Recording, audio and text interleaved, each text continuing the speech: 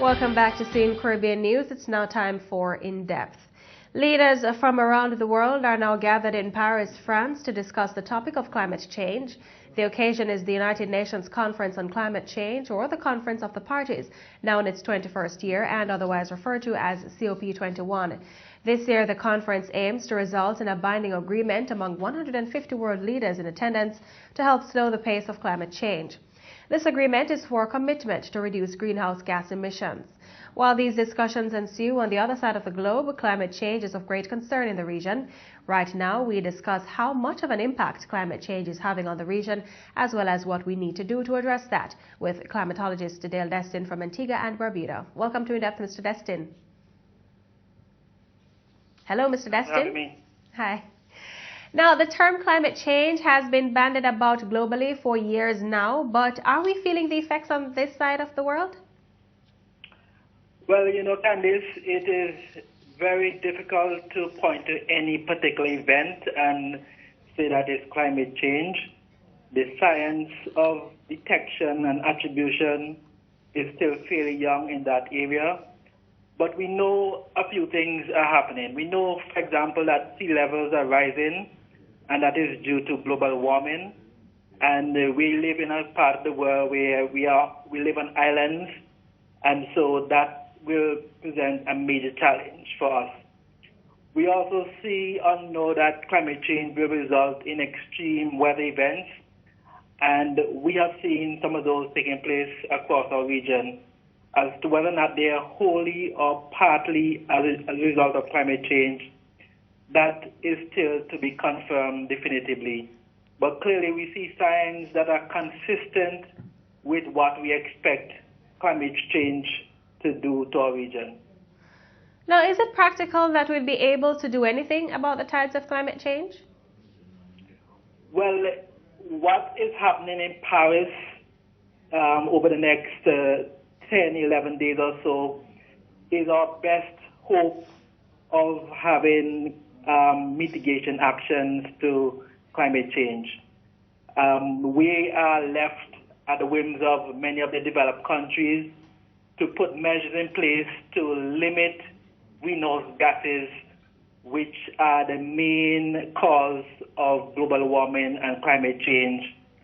And so the decisions that are arrived at in Paris will have far-reaching effect for us, either for good or for bad.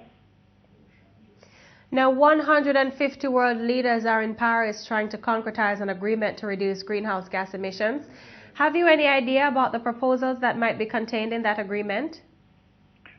Well, the key proposal is that of coming up with a workable, legal binding agreement that will be applicable to all, with the goal of keeping global warming below 2 degrees Celsius or 3.6 degrees Fahrenheit.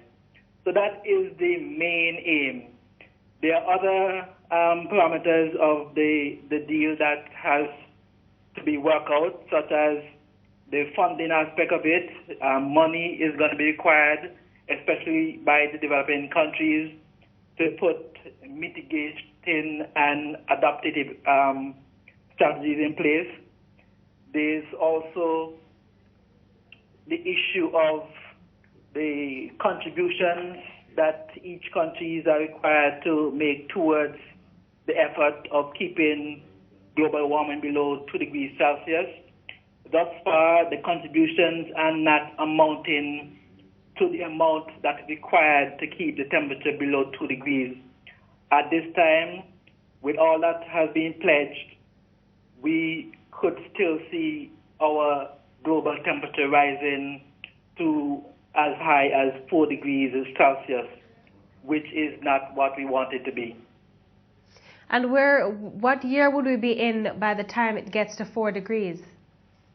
We're looking at 4 degrees also by 2100 if they are successful in Paris.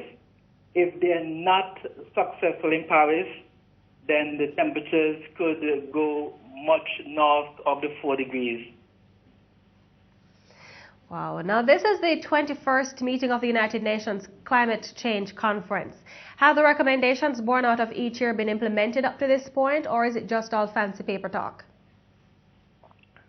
Well, the negotiations are very difficult. I mean, 150 nations also trying to come to terms on what should be done on this issue of climate change.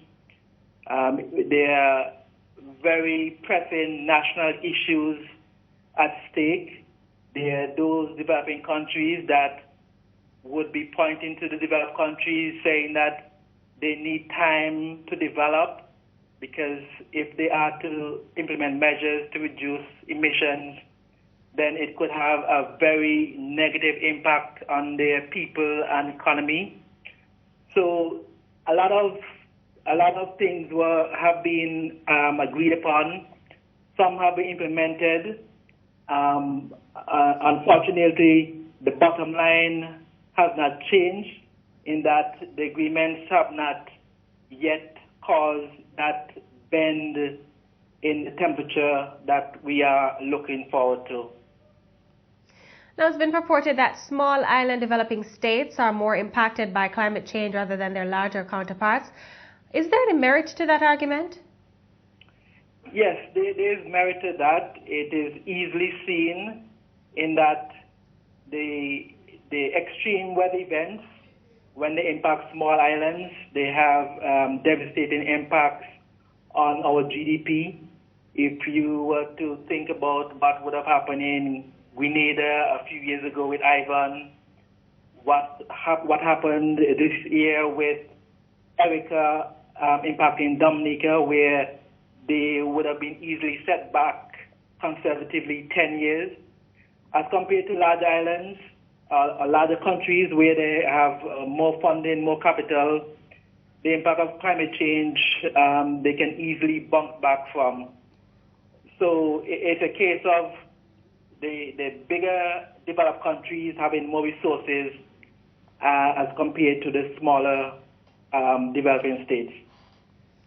Now, funding aside, because we know that's the biggest issue regarding the impact of climate change on these small island states, if we're provided the funding, what is it that we need to do to be more resilient to the impacts of climate change? Well, we need to put more planning in place to deal with many of the issues of climate change. For example, at the Caribbean level, there is the Caribbean Climate Outlook Forum being spearheaded by the Caribbean Institute of Meteorology and Hydrology. And one of the main objectives of the CARICOF, the Caribbean Climate Outlook Forum, is to provide seasonal forecasts so as to give that heads up to the various sector leaders so that they can properly plan to deal with whatever eventuality. As you may know, many of the islands of the Caribbean are experiencing drought. Drought is one of those things that the AR5, Assessment Report 5, has indicated will become more common across our region. And so having plans in place to deal with drought once the region would have been given a heads up that it is something possible is one of those ways we can start to look at dealing with climate change. Because regardless of what happens in France, the climate will change. France will only limit the change, but the climate is on a trajectory to change. There's sufficient greenhouse gas in the air to cause notable changes in our climate and increased climate variability. And so for the various sectors, they need to have plans in place to deal with the climate variability, which would be more impacting, per se, over the next 20 to 50 years as compared to the climate change, per se. Thank you so very much for joining us, Mr. Destin.